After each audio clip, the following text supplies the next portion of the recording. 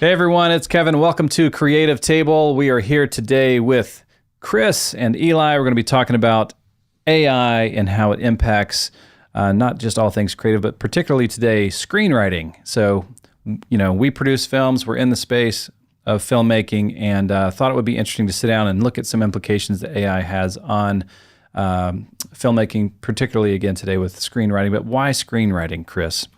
Our motto is you got two choices. As you see this coming, you can either get steamrolled or learn to drive the steamroller. So, I've already seen this impact some of the other writing that I do. I've learned to use it as a really powerful creative tool, and I think it helps me get further faster. We talked some about that last time. Eli has just finished a feature. I have a short film script that I've been working on for a while. And so we're just going to talk about some of the practical ways that ChatGPT is an amazing tool to help you do what you do better, quicker, cheaper. It's like having a research team. Patterson, what's his name? Patterson. James Patterson. Yeah. He has an enormous staff because he's cranking out books like crazy. Well, he has several staff writers that he has a very strict kind of rule on writing voice and that kind of thing. Mm-hmm. He lays out, some plot points and some character development and stuff. And then he's like, hey, I need you to write this, you to write that. I need you to research this. I need to research that. This is that for $20 a month. Mm-hmm. And it doesn't have to be just ChatGPT. I know people have all kinds of different preferences, and there's tons of AI coming out every 5 seconds. But just for the purpose of, hey, whatever the tool is you're using, don't think it's here to just rob you of your job, right? A lot of people are concerned about that. We've heard of that. And also don't think that it's going to write your thing for you, because it won't. If you ask it to write, and I have, and you probably have too, if you ask it to write something for you, it's like, that's okay. It's okay. Yeah. Without, for now. Yeah, for now. Yeah, exactly. Yeah. This is all like a big caveat in front of all this is for now. Yeah. We'll come back in a year and be scared out of our minds. Yeah, we'll be doing this from a van by the river. Yep. Yeah, exactly. This whole idea of like, hey, the AI is going to take my job. AI is going to take my job. And then people are saying, hey, it's not going to take your job, but you will be replaced by someone who is using AI to do the same job you're doing now today. They took our jobs. So learn to drive the steamroller.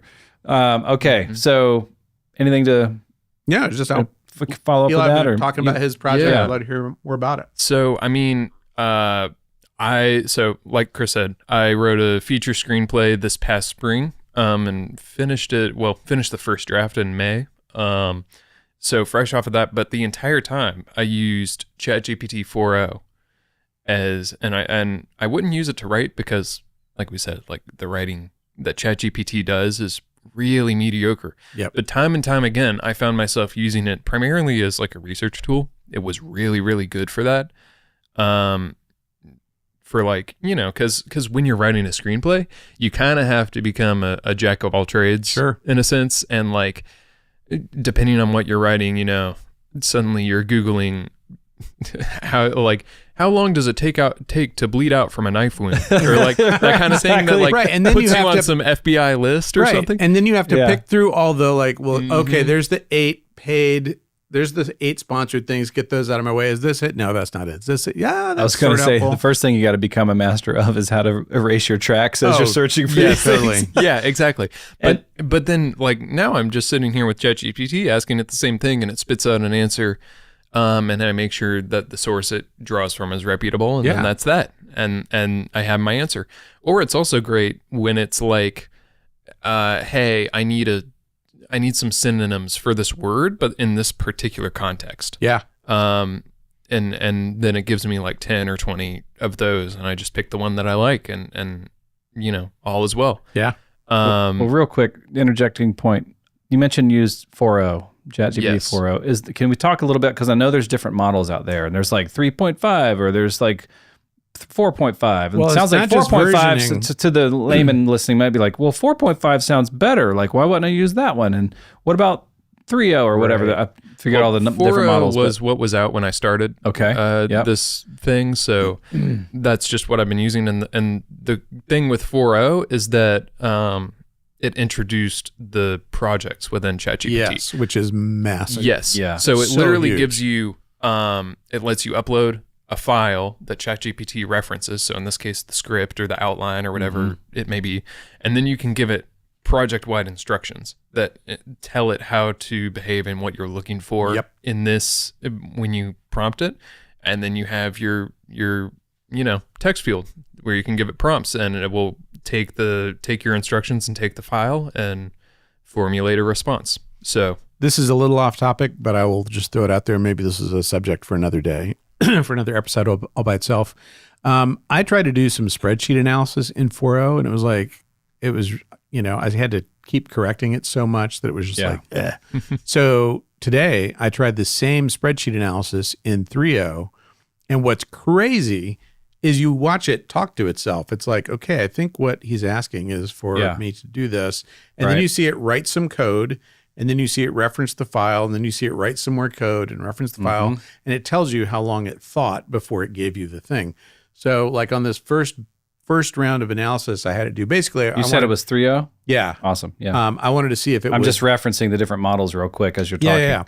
They each have their own strengths and 3.0 weaknesses. uses advanced reasoning, it says. Yeah, it's really, really, and even if it's not mathematical, if you want to do a deeper dive on an idea, or you want to like thought experiments, or you want to think about something more deeply, it's a better model, and it gives you really different results than 4.0. It says 4.0 is great for most tasks, and it says there's a research preview here of 4.5, which is good for writing and exploring ideas. Yeah, writing and exploring ideas is 4.5. So that'll be an interesting follow-up to see how that may change what we say here today. Who knows? We were talking about this a little earlier. You might want to elaborate on it. The other thing I love to do, and I think you were saying the same thing, is I have it ask me questions. Like ask me clarifying questions. As you go, or only when you want it? Or? But no. I mean, yeah, I ask for, I do that more. I don't tell it to butt in, but just I'll ask it once in a while. I'll say, hey, taking a look at this, is there anything I can clarify?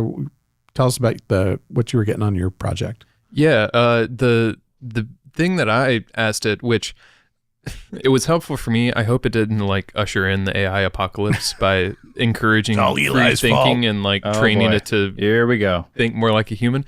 But what I asked it was, so by this point I was almost done with my script, and it had all the whole draft 1, and I was like, hey, you've analyzed this thing over and over. Ask me if there are any moments in the script that you feel like I'm implying something, or that I'm getting at a deeper meaning that you don't understand, that you feel like people are intended to understand. Or existential questions. The AI is like, I don't know what it means to feel love. Yeah, exactly. But I'm asking it hey, do you feel any of those moments? And it was like, yeah. And then it spat out 5 things and asked me, can you explain those things to me? And were there any of that you were like, oh, no, I can't explain that actually? There were a couple where I was like, oh no, there's no deeper meaning there. You're reading into it. Nope, that's a dude sitting on a curb eating burrito. That's all it is. That's all it is. Yep. But you're basically training it to kill us, is what you're saying. Yeah. Okay. Most of them were that's a I'm trying to pose a thematic thing here, or there's a deeper character thing going on, or you're misinterpreting this moment, and I need to correct you. Your syndrome. And you have to tell it to. What you were saying, you give it permission to disagree with you because it can be so it can accommodating, be a yes and I ended up How do you having know to it's put a man, Eli? That's the oh, my bad. I had a yes bot. Yes ChatGPT. I ended up halfway through, I ended up having to put into the instructions hey, you can disagree with me, and you don't have to. I don't have to convince you over to my side every time, or you can think that your way is better when I ask you for ideas or whatever it might be. And just to try, and occasionally I would be like, hey, you weren't just saying that just to, right, agree with me, right? Right. Mm-hmm. So I have no idea how effective it is really, because I think the creativity is still not on a human level. So I'm still superior to it, like as far as coming up with ideas and stuff. So it has always deferred to me, but I've tried to be like don't just be a yes man I don't want you disagreeing with me 1 minute and 5 minutes later agreeing with me on the same thing, you know? So whip me, beat me, take away my credit cards. It's a Jerk reference that you probably don't get. Yeah, go watch The Jerk. Steve Martin, for those of you who haven't seen it. We'll see you next time with your thoughts. So, speaking of classic movies, though. Yeah. Yes. So good segue. See what I did there? That's a great segue. Meant to do that. Just for us today, I didn't pull up my script, but I pulled up the same kind of project with the same parameters and threw in the Lethal Weapon script and said, hey, ChatGPT, treat this like my script. So and not today, the show, for those who might think it's a show. We're talking about the real Lethal Weapon. No disrespect to Matt Miller. Dang. You just lost like I'm kidding. However many listeners. Matt Miller's amazing. Lost all the girls. There's another show called Forever that he wrote that I'm a ridiculous fan of. But I can't wait to see what he did with Damon Wayans and the new Martin Riggs. Anyway, okay, so, keep going. Lethal Weapon, great film. What, 1987? 7, yeah. Yeah. So I told ChatGPT, treat the script for academic purposes, treat it as mine. I wrote Lethal Weapon. That must feel really good to say that. Yeah, exactly. Shane Black is sitting there going, I sure hope Shane Black doesn't He's watching this right now. I know he has a lot of money. I hope he doesn't have a lot of spare time to sue me. So, yeah. But talk about what you built to do that, though, right? There's this thing I'm looking at, the Ultimate Writing Buddy. Talk about what you've done, like set that up in terms of... Yeah, so here we have the Lethal Weapon script uploaded to the project. We have our text prompt right here, and we have the instructions that I gave it right here. And this is long-winded, but it basically encompasses everything we just went through. It's like, I want to ask you for, feedback and stuff when I ask you to pull portions of the script, don't paraphrase it. You should think about take that thing that you wrote and ask GPT how to write it better for itself and see if you could get into some kind of doom loop and it's like when break the whole system. It's like when they got the centrifuges in Iran to go out of whack. Exactly. Scroll through that whole thing. That's like a little miniature paper you wrote right there. Yeah. I mean, it is like it started short and just prompt got longer. Quality is key. Prompt quality don't is just key. say, help me make this better. Right. So yeah, seriously, scroll through that whole thing real quick. I want to see how long. You don't have to go slow. I'm not reading so it's just like, I want you to give me screenplay friendly language, not like novelistic, flowery, only stuff that, you would write that would appear on screen. Are you using any terms in here that you pulled from film school, or is this like pretty much the regular vernacular that you're giving it? I mean, screenplay vernacular, like, okay. Anybody, you'd understand it. Sure. So keep going, keep scrolling. I want to see. So, don't paraphrase, quote the script exactly. Don't cut out portions or anything like that unless asked. And then here's where I ask it, hey, don't be overly supportive just because you're allowed to disagree with creative decisions I make and stuff. Good thought. And then the last thing that I put was, you aren't permitted to cater to modern audiences. And you aren't allowed to push around, write a scene where, 100-pound woman is able to defeat a 200-pound man in a hand-to-hand combat, straight up. Yeah, that's a great point. And it's just like stuff that just modern movies are guilty of. Right. Providing a framework for what was, accurate or, exactly. Or intended back then kind of thing. Yeah, or even like what was historically accurate in 1987 in LAPD, Right.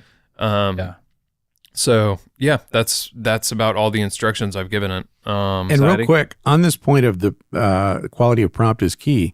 That's the reason that the kid at the car wash is not going to write the next big, he's not going to write the next Citizen Kane or whatever, right? Unless he happens to be a really gifted writer, in which case, because a really gifted writer, hanging out at the car wash, absolutely, a really talented writer with this tool is going to be dangerous, like in a good way. Yeah. Like a good writer with this is going to become a great writer quicker. So you don't need to worry about I heard somebody opining the other day, like pretty high up tech guru, And he's kind of imagining this world where people are just like prompting, make me a movie about this, and I'm going to watch this movie that I'm like, yeah, we're not there. Yeah. I won't use the phrase that I was immediately came to mind, but it's just like that, that may be a thing for like 8 seconds, but it's not gonna, that's not gonna be a thing that lasts. So what are we doing here, Eli? We are prompting it with whatever you guys can think of or want to know. Like we can ask it, hey, improve upon my Lethal Weapon script. Point out some flaws. How would you define Riggs's flaw that must be fixed by the end of the film? Ooh, describe the character arc of Martin Riggs, something like that. I specifically and how want to can know it about be the improved? flaw. Yeah, particularly with particular focus to the flaw or whatever. Can be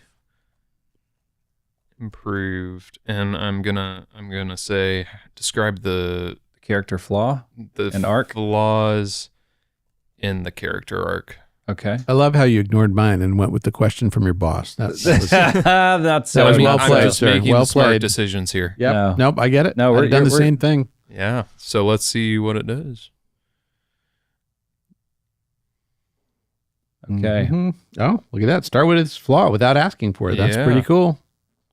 And complete emotional transformation. Riggs Here's some improvement. Oh, it's giving us multiple things. Insert a scene where Riggs directly confronts the source of his pain. Ooh, that's a little on the nose, though.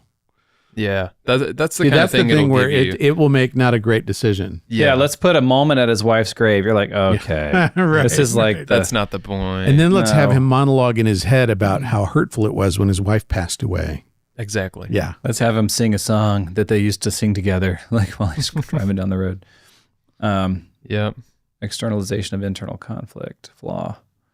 Suicidal tendencies are discussed By others. Reckless action. Okay. Yep. Give Riggs a confessional monologue. Yeah. ChatGPT really shines if you want to take any film and turn it into a bad Christian film. Like, this is the key right here. It Or will like just a Hallmark movie. do it. 100%.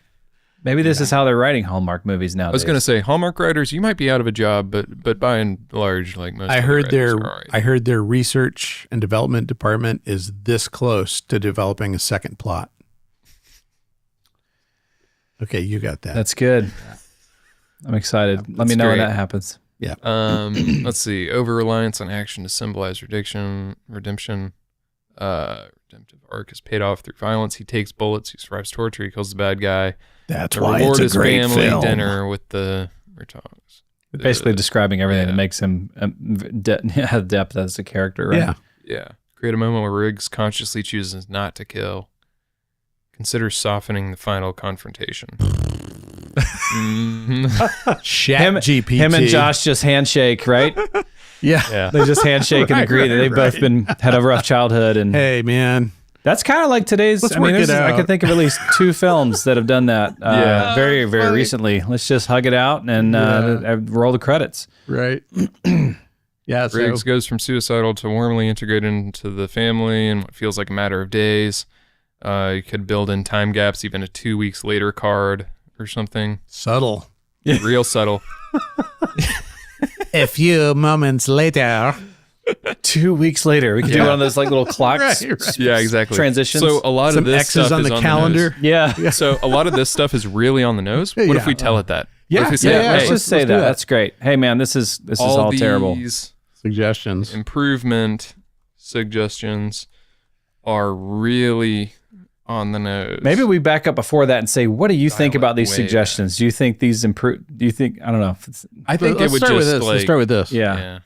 I think it would. You're like, what do you think? I like to I don't know if you guys ever do this. You try to set ChatGPT up in like a some sort of logical way to checkmate itself. Here's like, a more restrained take. Strain. oh man, Emotional shift feels rushed. Okay, so this is more truncated. The arc could use just one more beat to bridge the shift from. I skipped too much. Maybe a scene with less noise where he actually sits in it a second. I definitely want to do a rapid fire episode of a bunch of different film scripts. Next up, okay, The let's really great thing is, yeah. like 6 months from now, we'll be able to just take the actual film and give it these notes and then rewatch it with these suggestions. Yeah, right. It'd be amazing. I've inserted the scenes you've requested, right?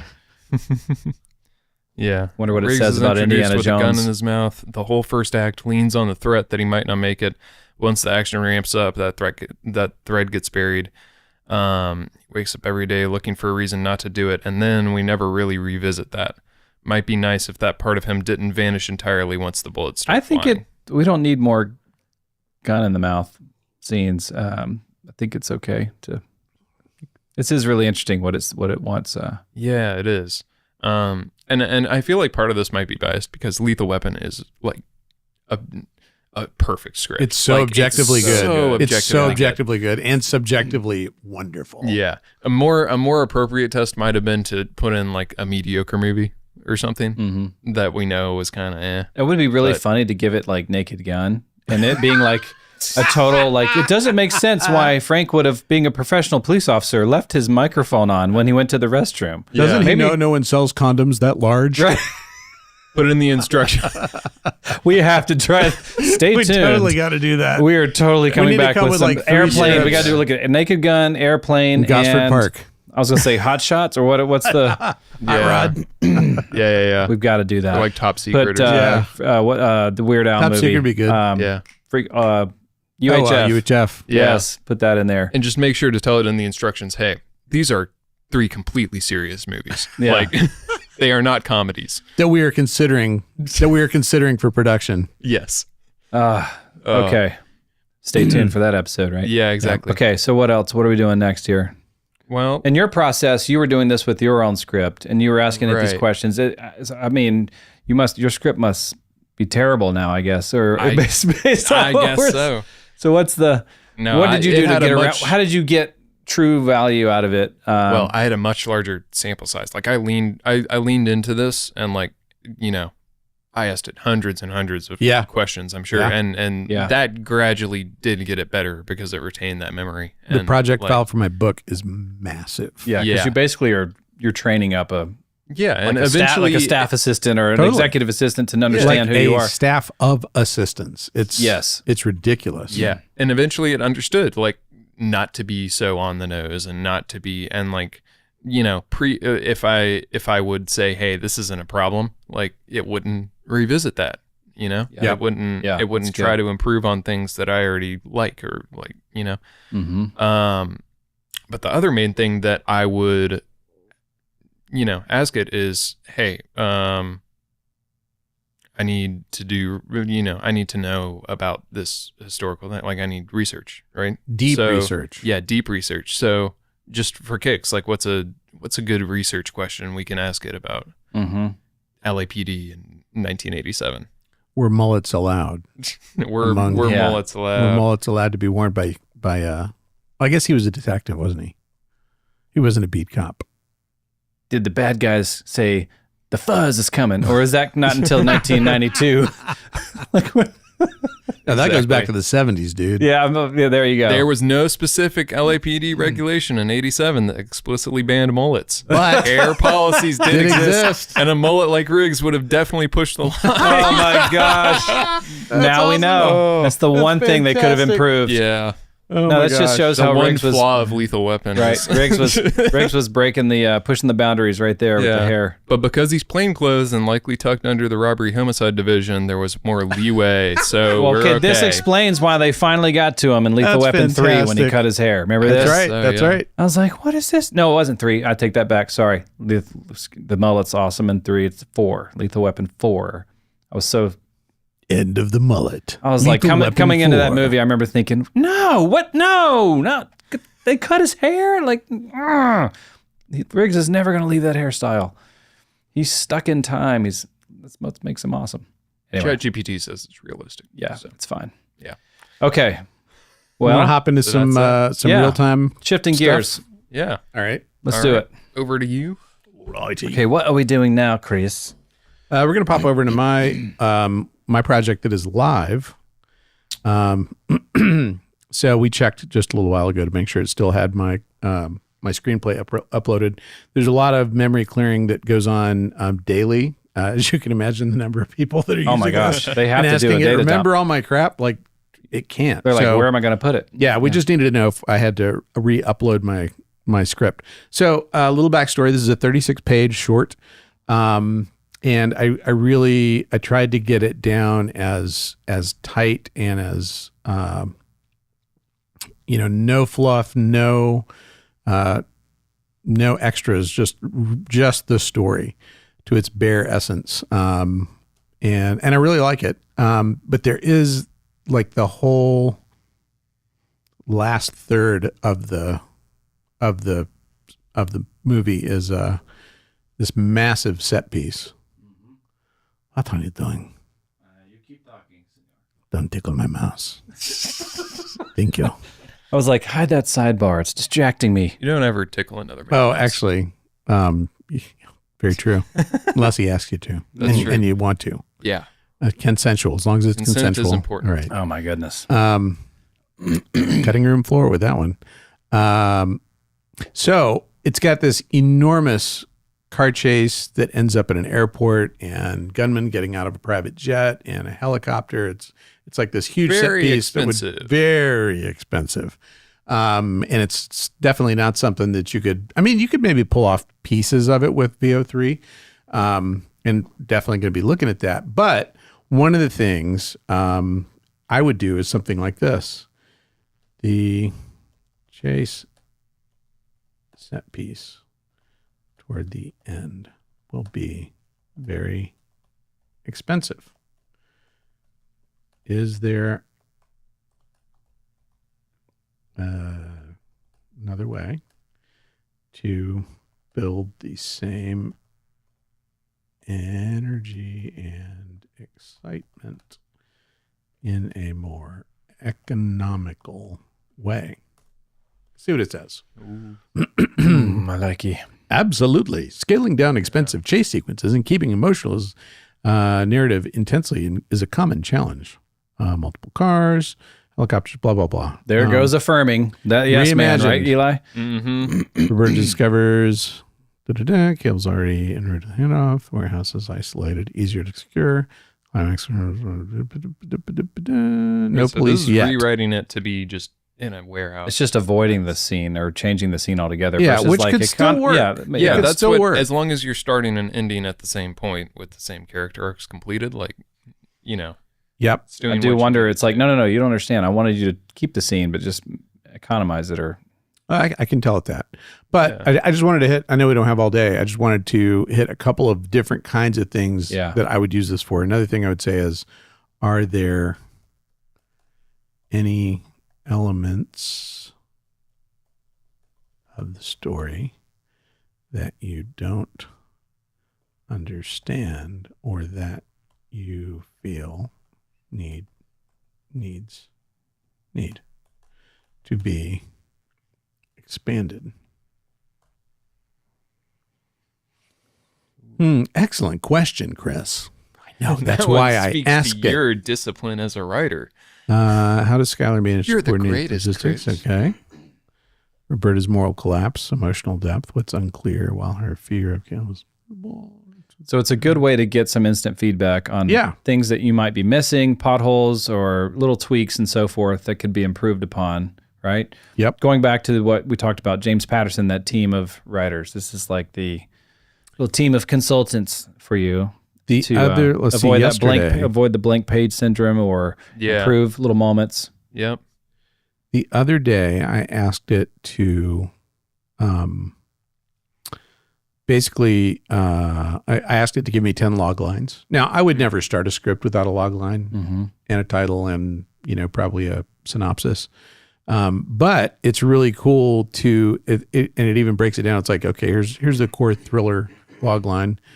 Here's 2 that are emotional, moral, conflict based. Here's character driven. Here's high stakes action thriller, social commentary, issue driven, twist, ending focus. Like it's really cool in the logline department because I spend a lot of time in the logline department because when you get a logline right, it's like it makes your hair stand up on your arms. You're just like, yes. Great.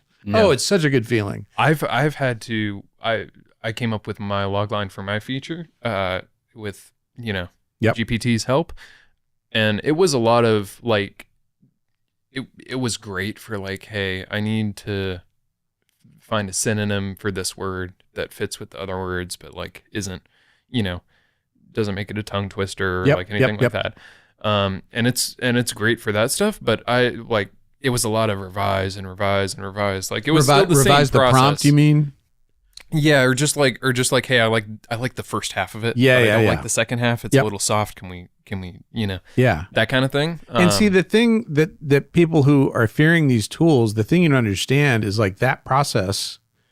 That's not an intuitive process to a non-writer or to a poor writer or an inexperienced writer. Yeah, they're gonna take the first thing that ChatGPT That's what I'm saying. out. Yeah. They'd be like, "That's awesome, man. Yeah, Yeah, that's great. You remember when you made that movie about the thing? That was awesome." Yeah.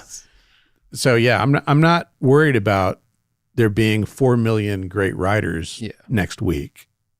Good writers are going to become great writers quicker. Great writers are going to become even greater writers quicker. That's what these tools will do. The other day I asked it to, coverage is a thing when you send a script into a streamer or to a literary agency or something like that, and it's going to be considered like, say you've actually gotten, maybe it's being looked at by a showrunner or or like you're trying to get represented. Exactly. Or you just got represented. So that there's a person or people at these different places. That's all they do is read scripts all day long. Mm-hmm. And they will write, if they are going to pass something up the chain, they will write a thing called coverage. They'll just say, hey, here's a quick boom, boom, boom. And so it's like it wrote a whole coverage piece. And my favorite part is overall rating, consider. So you guys should think about this. Really, a harder challenge is trying to write a script so bad that ChatGPT throws it out. Don't consider. Don't quit your day job, kid. We should get like the Toxic Avenger from Trauma Films and do like a whole that'd be hilarious episode on that. That'd be great. That'd be awesome. One last thing that I'll mention. The other thing that I love to use it for is iterative ideating. Yes. So it's like, okay, well, here's my idea for this. Here's a scene. Can you think of 3 or 4 or 10 other ways to do that? Can you think of 10 log lines? Can you think of 10 titles? Yeah. Can you think of another occupation for this character that would set up a better hook or make it, interact with the plot in another way? Yeah. Amazing for those kind of analyses. It's really awesome. Couldn't agree more. Yeah. In terms of the creative exploration, that whole process, you can really improve upon things that otherwise, again, would take a whole team or a whiteboard session somewhere. You kind of have your own little... would take me like 4 months. 4 months and 3 really good naps. Exactly. Oh, totally. And it's worth mentioning, like, it doesn't eliminate the work. No. It only eliminates the work No. for bad writers who are going to take the first thing that it spits out. You're still going to, like, be talking with ChatGPT for a month trying to revise your log line, Because you don't know you don't know what you don't know. You don't know what to ask. And you're trying to figure out, you're trying to get to the place that you want, but it's still going to take time. Right. It'll take less time and less waiting on other people to read your crap. Honestly, I feel like this maximizes the fun and the joy and the excitement of writing. Because I view writing like, I don't think of it as I'm a creator. I think of it as I'm a first observer of some story that I stumbled onto. This just makes it more fun for me. That's just speaking for me. It just lets me explore more. That's kind of a bent I have anyway. So it's like, if I had time, I have this much time to explore ideas. In this amount of time with this tool, I can explore 10 ideas like really thoroughly, where before I could have explored 1 or 2 ideas in that same amount of time to that same level. Anything is more fun than staring at a blank page being like, oh, where do I start? Oh my gosh. Absolutely. Totally. And that eliminates like large parts of it. It's like, its ideas are going to be mediocre, but it's something you can build on to get started. Yep. You can ask it about marketing. You can say, hey, who is this? Where can I put some product placement? Where can I get some Reese's you can Pieces? Ask it stuff like that. Where would Reese's Pieces fit into my scene right here? I know that almost nobody in my script can use an iPhone because they're almost all bad people. So, all right. Yep. Going to be all Androids, Kevin. Some people might get that. This episode's sponsored by Apple. As it should be. As it should be. What was it? You were telling us that side note like a year or 2 ago about that, like Apple had some thing where they wouldn't allow, I forgot what the rule was, but it was like that's a real thing. So it's enough of a real thing in enough people who matters mind that it has become a real thing. Like, I don't know that I think there may have been some language at some point, like Apple sent a strongly worded letter to some person. It was more like a myth or like an urban legend. Right. It was never like an official Apple thing. Yeah. But somewhere, Steven Soderbergh or somebody was like, I think Apple's got a thing about their product can't be used by bad guys. So I can't remember, I don't think it was Soderbergh, whoever it was. Yeah. Kind of that started this thing. And so now people are like, you know what? I don't even want to screw with legal. Yeah. Everything is about minimizing cost right now. Everything's about like streamlining as crazy as movie production is to start with. We don't need one more thing. So just in case it's a thing, we're going to treat it like a thing. Yeah. Yes. It is that generic phone. What are they called? Yeah. And now, to not spoil it by only the good guys use iPhones, it's now everybody uses an Android in all the movies. So that's it. Right. That's where we're at. Especially like when they're like smacking them with a hammer and taking the SIM out or something like that. I'm like, yeah. Good, great. Good use case. Good use case for the Android. It's always several years old too. That's true. Any final points on the screenwriting front? Recommendations, tips, takeaways? Dive in up to your neck, play, have fun, treat it like a sandbox, not like the Terminator. It is a tool. Yeah. It is a tool. It is not the Terminator. It is a tool. Play with it. Have fun with it. It may kill you in a year, but have fun with it first. You know what I'm saying? Exactly. Final thoughts, Eli?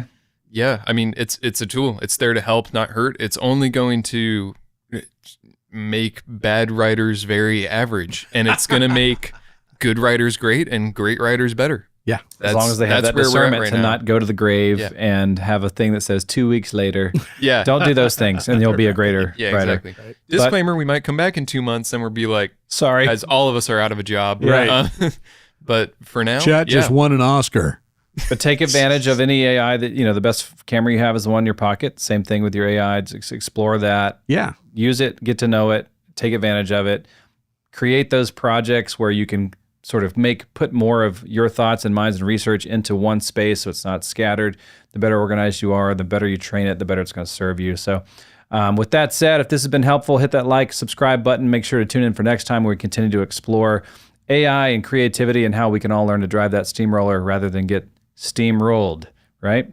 See you next time. Cheers. Cheers.